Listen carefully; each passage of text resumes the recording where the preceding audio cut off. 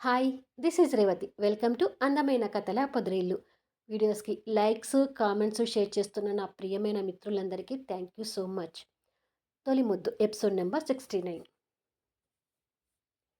దీక్ష లోపలికి వెళ్ళడానికి భయపడుతూ, అమ్మో అందరూ టీవీ చూసుంటారు, ఇప్పుడు ఇంట్లో వాళ్ళ రియాక్షన్ ఏంటో అనుకుంటూ భయంతోనే లోపలికి వెళ్తుంటుంది.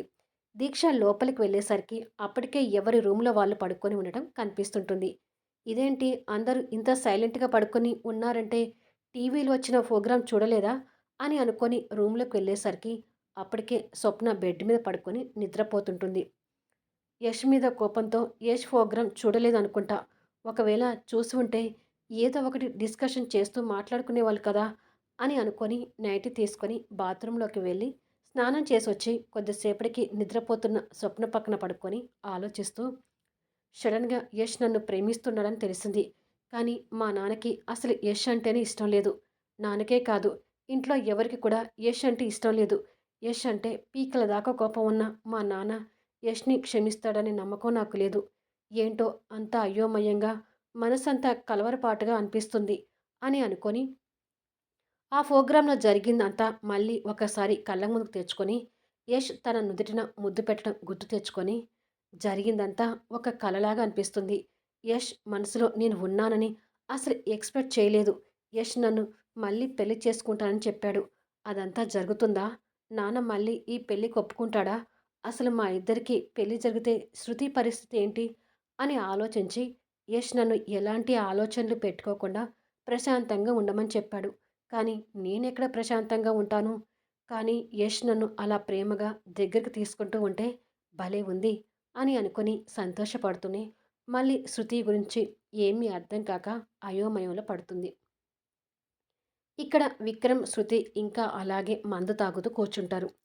అసలు మీరిద్దరు కలిసి చేసిన సినిమాలో యష్ నీతో లిప్ కిస్కి అవాయిడ్ చేసినప్పుడే నువ్వు యష్ మీద అనుమానపడాల్సింది అంటాడు విక్రమ్. శృతి ఆ షూటింగ్ గుర్తు తెచ్చుకుంటూ గతంలోకి వెళ్తుంది. యష్, శృతి ఒక ఆర్ట్ సీన్లో నటిస్తుంటారు. ఆ సినిమా డైరెక్టర్ కూడా వర్క్లో ఇన్వాల్వ్ అయిపోయి ఆ సీన్ డైరెక్ట్ చేస్తుంటాడు. కెమెరామ్యాన్, మిగతా టెక్నీషియన్స్ అందరూ కూడా తమ వర్క్లో నిమగ్నమై ఉంటారు. యష్ నిదానంగా శృతి దగ్గరకు వచ్చి లిప్ కిస్ చేయటానికి తన పెదవులను అందుకోబోతుంటాడు. శృతి సీన్ కోసమని కాకుండా నిజంగానే ఆ కిస్కి ఇన్వాల్వ్ అవ్వబోతూ యష్ పెట్టబోతున్న ముద్దుని ఆస్వాదించడానికి రెడీ అవుతూ కళ్ళు మూసుకుంటుంది. యష్ కరెక్ట్గా తన పెదవులు అందుకోబోతుండగా డైరెక్టర్ నుంచి కట్ అని వినిపిస్తుంది. దాంతో యష్ శృతిని వదిలి వెనక్కి జరుగుతాడు. శృతి మాత్రం నిరాశగా కళ్ళు తెరిచి ఆశ్చర్యపోతూ ఏమైంది డైరెక్టర్ గారు అని అడుగుతుంది. ఈ సీన్ అయిపోయింది ధృవ అంటాడు డైరెక్టర్. సీన్ బాగా వచ్చిందా డైరెక్టర్ అంటూ యష్ మానిటర్ దగ్గరికి వెళ్ళి ఆ సీన్ చూస్తుంటాడు.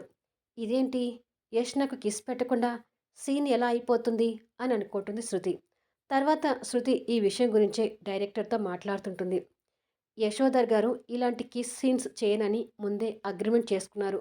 ఇలాంటి సీన్స్ని గ్రాఫిక్స్లో సెట్ చేసేటట్టయితేనే ఈ మూవీకి ఒప్పుకుంటానన్నారు అంటూ డైరెక్టర్ సమాధానం చెప్తాడు. శృతి ఆశ్చర్యపోతూ ఇదేంటి, వేరే హీరోయిన్లతో ఏమో కానీ నాకు లిప్ కిస్ పెట్టడానికి అభ్యంతరం పెట్టడం ఏంటి అని అనుకొని టెక్నీషియన్స్తో మాట్లాడుతున్న యష్ వైపు చూస్తుంటుంది. కొద్దిసేపటికి శృతి కోపంగా తన ఫ్లాట్లోకి వస్తుంటుంది. యష్ ఏదో ఫోన్ మాట్లాడుతూ తన వెనక వస్తుంటాడు. తను కోపంగా లోపలికి వెళ్ళడం గమనించి ఓకే నేను తర్వాత మాట్లాడతాను అని ఫోన్ కట్ చేసి ఫోన్ చేతిలో పట్టుకొని లోపలికి వస్తుంటాడు. శృతి అంతే కోపంగా తన బెడ్రూమ్లోకి వెళ్ళి తన చేతిలో ఉన్న ఫోన్ అక్కడ టీపై మీద పక్కకి విసిరేసి కూర్చుంటుంది. యష్ తనని అనుమానంగా చూస్తూనే లోపల తన మీద రగులుతున్న కోపాన్ని, అసహ్యాన్ని కష్టంగా అణుచుకుంటూ పైకి మాత్రం నవ్వు నటిస్తూ నా మీద అంత కోపంగా ఉన్నావేంటి శృతి అంటూ దగ్గరకొచ్చి కూర్చుంటాడు.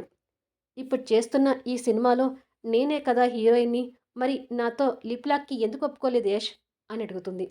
ఓస్, అందుకా నీ కోపం అంటాడు నిర్లక్ష్యం వహిస్తూ. అవును, అందుకే కోపంగా ఉన్నాను. చెప్పు, నాతో లిప్ లాక్కి ఎందుకు ఒప్పుకోలేదు అని అడుగుతుంది.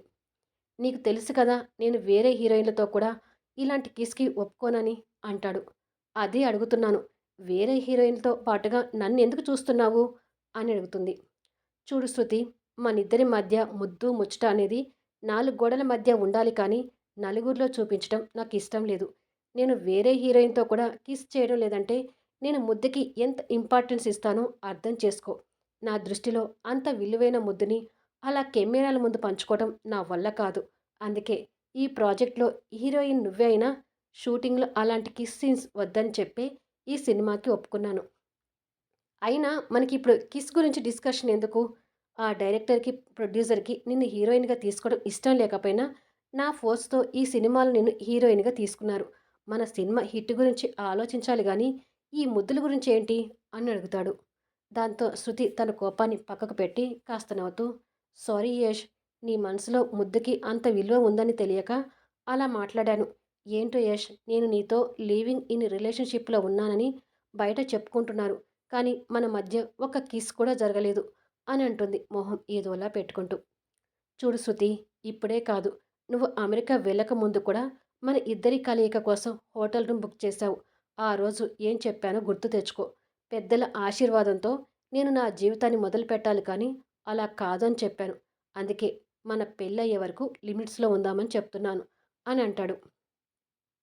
శృతి యష్‌కి దగ్గరగా వచ్చి యష్ పెదవుల వైపు చూస్తూ, ఓకే యష్, కలయిక అంటే పెళ్లి తర్వాత అంటున్నావు. సరే నీ ఇష్టం. కానీ ఒక ముద్దుకి కూడా నోచుకోనివ్వవా అని అడుగుతుంది. ఇప్పుడు నీకు ముద్దు కావాలి అంతే కదా అని అడుగుతాడు యష్ చేతిలో ఉన్న ఫోన్ అలాగే పట్టుకొని తనని దగ్గరికి తీసుకుంటూ. అవును యష్, నిన్ను గట్టిగా కిస్ చేసుకోవాలనిపిస్తుంది అని అంటూ యష్ పెదవులు అందుకోబోతుండగా యష్ చేతిలో ఉన్న ఫోన్ రింగ్ అయ్యి వాళ్ళ ముద్దుకి డిస్టర్బెన్స్ అవుతుంది. శృతికి అది గుర్తొచ్చి సిగరెట్ పొగను గట్టిగా పీల్చి వదిలేసి ఎన్నిసార్లు యష్తో కిస్ పెట్టించుకుందామన్నా శారీరకంగా కలుద్దామని చూసినా ఏదో ఒక ఫోన్ కాల్తో డిస్టర్బ్ అయ్యేది. అంటే అలా ఫోన్ కాల్స్ రావడం యష్ ప్లాన్ అని ఇప్పుడు పూర్తిగా అర్థమైంది. యష్ అసలు ఏమి నటించాడు. ఛ, నిండా మోసపోయి కూర్చున్నాను విక్రమ్ అంటుంది. యష్ దగ్గర అంత యాక్టింగ్ టాలెంట్ ఉంది కాబట్టే బెస్ట్ యాక్టర్ అవార్డు కొట్టేశాడు అని అంటాడు విక్రమ్ చిరాకు పడుతూ. వదలను విక్రమ్, నన్ను ఇంతగా చీట్ చేసిన ఆ యష్ని వదలను అంటుంది శృతి కోపంగా చూస్తూ. మనం చీట్ చేశామనే యష్ మనల్ని ఇంతగా చీట్ చేశాడు. అయినా ఇదంతా నీ వల్లే. అనవసరంగా నేను నీ యావలో పడి నేను లేనిపోని తలనొప్పులు తెచ్చుకున్నాను అంటాడు విక్రమ్ చిరాకు పడుతూ. ఏంటి విక్రమ్, చివరికి నన్నంటున్నావు? అమెరికా వెళ్తే నీ లైఫ్ బాగుంటుందని నన్ను లోపరుచుకొని సలహాలిచ్చి పంపించింది నువ్వే కదా అంటూ ఇద్దరు ఒకరి మీద ఒకరు వాదన పడుతుంటారు. మరుసటి రోజు మార్నింగ్ 7 అవుతుండగా అక్క, లే, ఎంతసేపు పడుకుంటావు అంటూ స్వప్న దీక్షని లేపుతుంటుంది.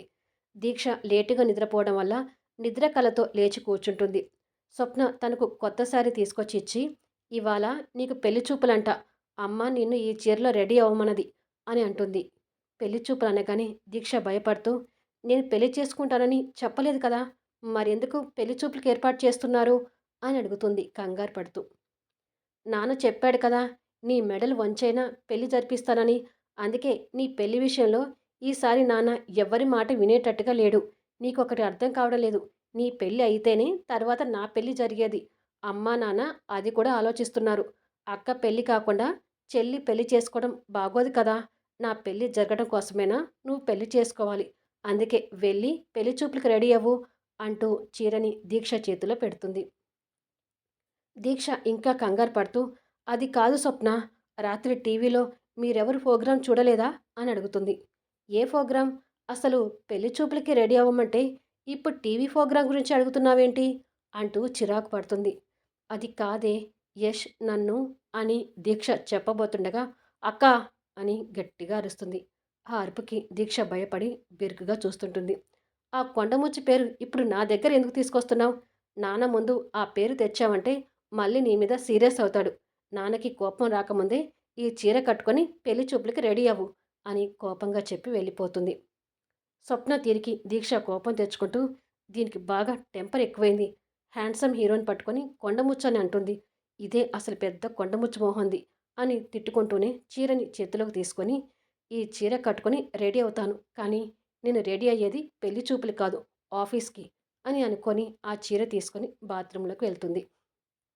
కొద్దిసేపటికి దీక్ష ఆ చీర కట్టుకొని రెడీ అయ్యేసరికి స్వప్న మల్లెపూలు తెచ్చి జడలో పెడుతూ, కొత్త చీరలో భలే ఉన్నావక్క అన్నట్టు పెళ్లివారు వచ్చారు. పెళ్లి కొడుకు చాలా బాగున్నాడు. ఎలాంటి ఆలోచన లేకుండా ఈ పెళ్ళికి ఒప్పుకో అని అంటుంది. పెళ్ళికొడుకు బాగుంటే ఆ పెళ్ళేదో నువ్వే చేసుకో, నన్ను వదిలేయ్ అని కోపంగా చూస్తూ, అసలు నిన్ను కాదు, నన్ను చూసుకోవడానికొచ్చిన ఆ పెళ్లి వాళ్ళకే ఈ పెళ్లి చూపులంటే ఇష్టం లేదని డైరెక్ట్‌గా చెప్పేస్తాను అంటూ రూమ్‌లో నుంచి కోపంగా వెళ్తుంటుంది. అక్కా, ఆగు, నీకు ఆ పెళ్లి చూపులు ఇష్టం లేకపోతే ఆ పెళ్ళికొడుకుని నేను చేసుకుంటాను అని దీక్ష వెనుక వెళ్తుంటే, అయితే ఇంకా మంచిది, నా చెల్లెల్ని పెళ్లి చేసుకోమని ఆ పెళ్ళికొడుక్కి నేనే చెప్తాను పద అంటూ కోపంగా హాల్లోకి వచ్చి పెళ్లి చూపులకొచ్చిన వాళ్ళని చూసి నిర్ఘాంతపోతుంటుంది. రామ్మూర్తి గారు, జానకి గారు, ప్రతాప్ గారి ఫ్యామిలీతో కూర్చొని నవ్వుతూ మాట్లాడుతూ కనిపిస్తుంటారు. ముందు జానకి గారు దీక్ష రావడం చూసి, అదిగో మా అమ్మాయి వచ్చింది చూడండి అని అంటుంది. దాంతో అందరూ దీక్ష వైపు చూస్తారు. ప్రతాప్ గారు, పద్దు, యష్, లల్లి, సందీప్, అతని పేరెంట్స్ అందరినీ చూసి దీక్ష ఆశ్చర్యపోతూ, మావయ్య గారు, మీరందరేంటి ఇక్కడ అని అడుగుతుంది. ఆనవాయితీగా నిన్ను పెళ్లి చూపులు చూడటానికి అందరం కలిసి వచ్చావమ్మా అని అంటాడు ప్రతాప్ గారు. పెళ్లి చూపులకు వచ్చింది మీరా అని అంటూ యష్ వైపు ఇంకా ఆశ్చర్యంగా చూస్తుంటుంది. పెళ్లి కొడుకు స్థానంలో ఉన్న యష్ అందంగా కనిపిస్తున్న దీక్షని టాప్ అండ్ బాటమ్ చూసి చిరునవ్వు చిందిస్తూ ఎవరూ గమనించకుండా కన్ను గీటుతాడు. అసలే ఆశ్చర్యంలో ఉన్న దీక్ష యష్ అలా కన్ను గీటేసరికి చేతులు పిసుక్కుంటూ ఇబ్బంది పడుతుంటుంది. తన పరిస్థితిని చూసి యష్ ఇంకా నవ్వుకుంటాడు. ఇప్పుడు చెప్పక్క, ఆ పెళ్లి కొడుకుని నేను పెళ్లి చేసుకోనా అని అడుగుతుంది స్వప్న దీక్ష చెవి దగ్గరికి వచ్చి. నువ్వాగవే అంటూ కాస్త చిరాకు పడి, ఏంటి నాన్న ఇదంతా, యష్ అంటేనే మండిపడే మీరు ఇలా నవ్వుతూ మాట్లాడడం ఆశ్చర్యంగా ఉంది అని అంటుంది. యష్ వాళ్ళ నాన్నగారితో కలిసి నిన్న ఆ ఈవెంట్ కంటే ముందే మన ఇంటికి వచ్చాడమ్మా అని రామూర్తి గారు చెప్తుండగానే, నువ్వాగు నాన్న, నేను చెప్తాను అని స్వప్న మాట అందుకొని, అక్క, నీ కాబోయే మొగుడికి సన్మాన ఉత్సవం జరగకముందే మన ఇంటికొచ్చి నాన్న కాళ్ళ మీద పడి నా తప్పుని క్షమించి నాకు నా దివ్యని ఇవ్వండి మావయ్య గారు అని చెప్పి ఏడుస్తూ నాన్న కాళ్ళు పట్టుకొని అడుక్కున్నాడు. అందుకే నాన్న కూడా కరుణించి మీ పెళ్లి చేయటానికి ఒప్పుకున్నాడు అని చెప్తుంది కంచు యష్ వైపు వెటకారంగా చూస్తూ. యష్ గిల్టీగా తల పట్టుకొని, ఈ కంచు అందరి ముందు చెప్పి నా పరువు తీసి పెడుతుంది అని అనుకుంటాడు మనసులో. ఇదండి ఈ ఎపిసోడ్. ఈ వీడియో మీద మీ కామెంట్స్ తెలియచేయండి. అలాగే లైక్స్ ఇచ్చి ఛానల్ని ఎంకరేజ్ చేయండి. సీరియల్ మీకు నచ్చినట్టయితే దయచేసి షేర్ చేయండి. మళ్ళీ నెక్స్ట్ వీడియోలో కలుద్దాము.